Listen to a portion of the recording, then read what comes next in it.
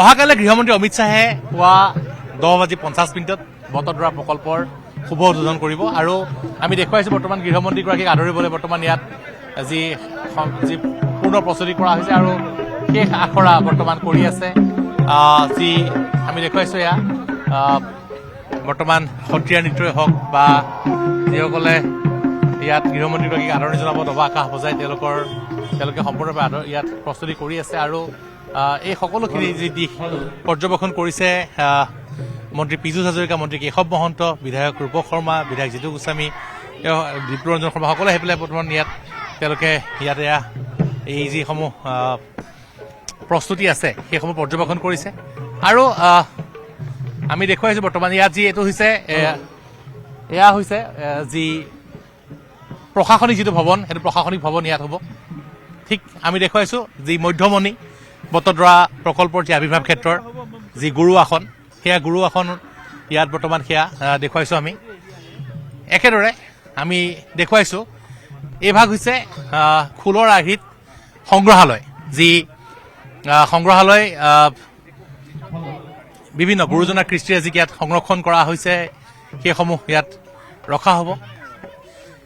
সন্মুখৰ ভাগত যি বৰতালৰ আৰ্হিত যি বনোৱা হৈছে যি প্ৰেক্ষাগৃহ, সেই প্ৰেক্ষাগৃহৰ কাম এতিয়াও শেষ হোৱা নাই, চলি আছে। সেই প্ৰেক্ষাগৃহৰ কাম বৰ্তমান কৰি থকা হৈছে। সেই প্ৰেক্ষাগৃহৰ কামো অতি সোনকালে হৈ উঠিব, এই মাহৰ ভিতৰতে সম্পূৰ্ণ হ'ব। আৰু বটদ্ৰৱাৰ যি প্ৰকল্প সেয়া আনুষ্ঠানিকভাৱে যি আৱিৰ্ভাৱ ক্ষেত্ৰ মুকলি হোৱাৰ পিছত ইয়াত যথেষ্ট দৰ্শনাৰ্থীৰ ভিৰ হ'ব।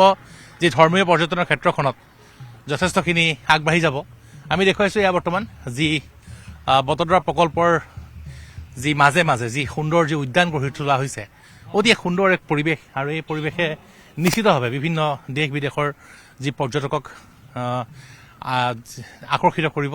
আৰু লগতে এটা কথা ক'ব লাগিব যে এইভাগ প্ৰকল্পই যি অনাগত সময়ত ধৰ্মীয় পৰ্যটনৰ দিশত অসমকে নতুন বাটত দিব। মন্ত্ৰী বিমল বৰা ডাঙৰীয়া আছে, নগাঁও জিলা আয়ুক্ত দেৱাশীষ শৰ্মা ডাঙৰীয়া আছে, তেওঁলোকে ইতিমধ্যে পৰ্যবেক্ষণ কৰি আছে আৰু বিমল বৰা ডাঙৰীয়া যিটো আমাৰ লগত আছে আমি জানিবলৈ চেষ্টা কৰিম।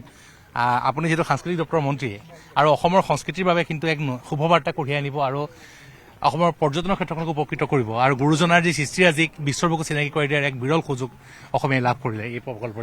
গুৰুজনাই যি আমাৰ অসমীয়া সমাজ জীৱনৰ আধাৰ নিৰ্মাণ কৰি থৈছিলে, আধ্যাত্মিক সাংস্কৃতিকভাৱে এখন শক্তিশালী সমাজ গঠনৰ বাবে সেই গুৰুজনাৰ সেই অপূৰ্ব সৃষ্টিৰাজিক সমগ্ৰ বিশ্ববাসীৰ ওচৰত তুলি ধৰিবৰ কাৰণে আমাৰ চৰকাৰে এই উদ্যোগ গ্ৰহণ কৰিছে। তেখেতৰ জন্মস্থানত এক আন্তৰ্জাতিক মানৰ আধ্যাত্মিক পৰ্যটন ক্ষেত্ৰ, ইয়াৰ জৰিয়তে তেখেতৰ যিসমূহ সৃষ্টি সেই সৃষ্টিৰাজি চৰ্চা, গৱেষণা, প্ৰচাৰ প্ৰসাৰৰ ইয়াতে সকলোখিনি কথা আমাৰ পৰ্যটকসকলে গম পোৱাৰ লগতে অসমীয়াৰ ৰীতি নীতি, কৃষ্টি সংস্কৃতিসমূহকো হৃদয়ংগম কৰিবৰ কাৰণে সক্ষম হ'ব।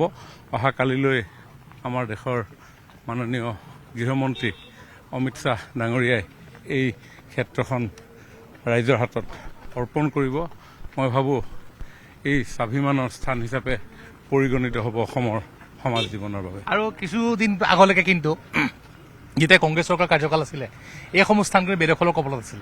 নিশ্চিতভাৱে 2016 চনত জাতি মাটি ভেটি ৰক্ষাৰ বাবে অসমৰ ৰাইজে আমাক আশীৰ্বাদ দিছিলে আৰু অসমৰ জাতি মাটি ভেটি সুৰক্ষিত কৰাৰ স্বাৰ্থত আমাৰ চৰকাৰে দৃঢ়তাৰে পদক্ষেপ গ্ৰহণ কৰি গুৰুজনাৰ এই জন্মস্থান বেদখলৰ পৰা মুক্ত কৰি এই এনেধৰণে গঢ়ি তোলাৰ সিদ্ধান্ত গ্ৰহণ কৰা হৈছে। নিশ্চয় নিশ্চয় এয়া আছিলে মন্ত্ৰী বিমল বৰা ডাঙৰীয়া। আমি দেখুৱাইছোঁ বৰ্তমান মন্ত্ৰী পীযুষ হাজৰিকা ডাঙৰীয়া আছে, মন্ত্ৰী কেশৱ মহন্ত ডাঙৰীয়া আছে, বিধায়ক ৰূপক শৰ্মা ডাঙৰীয়া আছে, জিতু গোস্বামী ডাঙৰীয়া আছে আৰু আমি দেখুৱাই আছোঁ বৰ্তমান যি মুখ্যমন্ত্ৰীগৰাকীৰ আগমনৰ পূৰ্বে ইয়াত সকলোখিনি বৰ্তমান পৰ্যবেক্ষণ কৰি থকা আছে। মন্ত্ৰী কেশৱ মহন্ত ডাঙৰীয়া আছে, আমি জানিবলৈ চেষ্টা কৰিম। দাদা, অসমীয়া যি কৃষ্টি সংস্কৃতি আৰু গুৰুজনাৰ যি সৃষ্টিৰাজিক বিশ্বৰ বুকু চিনাকি কৰি দিয়াৰ বাবে এইভাগ প্ৰকল্প যথেষ্ট এক দায়িত্ব বহন কৰিব, আপুনি কি কয়? গুৰুজনাৰ যিটো আৱিৰ্ভাৱ স্থান, এই গুৰুজনাৰ আৱিৰ্ভাৱ স্থানতে এই যি গুৰুজনাৰ শ্ৰীমন্ত শংকৰদেৱ আৱিৰ্ভাৱ প্ৰকল্প ইয়াত স্থাপন কৰা হৈছে, ই আমাক বিশ্বত এটা চিনাকি দিব। এতিয়ালৈকে হয়তো আমাৰ এনে প্ৰকল্পৰে আমি গুৰুজনাক আগুৱাই নিব পৰা সুবিধা নাছিল। মাননীয় মুখ্যমন্ত্ৰী ডাঙৰীয়াৰ এইটো এটা খুব দূৰদৰ্শী আৰু বলিষ্ঠ পদক্ষেপ, যিটো পদক্ষেপৰ কাৰণে গুৰুজনাক জগত সভালৈ লৈ যোৱাত আমাৰ যথেষ্ট আগবাঢ়িব পাৰিম। নিশ্চয় নিশ্চয় 2019 চনত এই প্ৰকল্পৰ আধাৰশিলা স্থাপন হোৱাৰ পিছৰ পৰা মুখ্যমন্ত্ৰী ডক্টৰ হিমন্ত বিশ্ব শৰ্মা ডাঙৰীয়া এই বটদ্ৰৱালী এভাগ প্ৰকল্পৰ কামৰ বুজ ল'বলৈকে বছৰত কেইবাবাৰো আহে, আনকি কেতিয়াবা মাহত দুবাৰকেও আহিছে। তেওঁ এই ভাগ প্ৰকল্প খুব গুৰুত্ব সহকাৰে লৈছিলে। আৰু মন্ত্ৰী পীযুষ হাজৰিকা ডাঙৰীয়া আছে, তেখেতে ক'ব। আৰু মই দেখুৱাইছোঁ বৰ্তমান যি ইয়াত বিধায়ক ৰূপ শৰ্মা ডাঙৰীয়া আছে, আমি জানিব চেষ্টা কৰিম।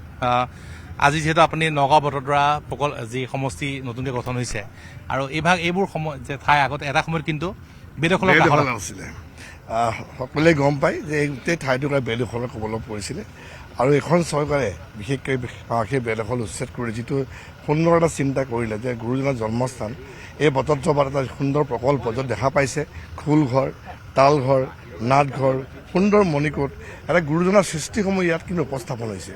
আৰু গোটেই সত্ৰীয়া সংস্কৃতিৰ পৰা সুন্দৰ চব কৰা হৈছে। আৰু আপুনি অহা কাইলৈ যিটো খুব সুন্দৰ পৰিকল্পনা হৈছে, গুৰুজনাৰ সৃষ্টিসমূহ সত্ৰীয়া সংস্কৃতিৰ পৰা দিহানামৰ পৰা আৰম্ভ কৰি সকলো ইয়াত আমি দিয়া হৈছে। মই ভাবোঁ যে এইটো অহা কাইলৈ মুকলি হোৱাৰ পিছত অসমীয়া জাতিটোৰ কাৰণে আন এটা আমাৰ গৌৰৱৰ থল হৈ পৰিব।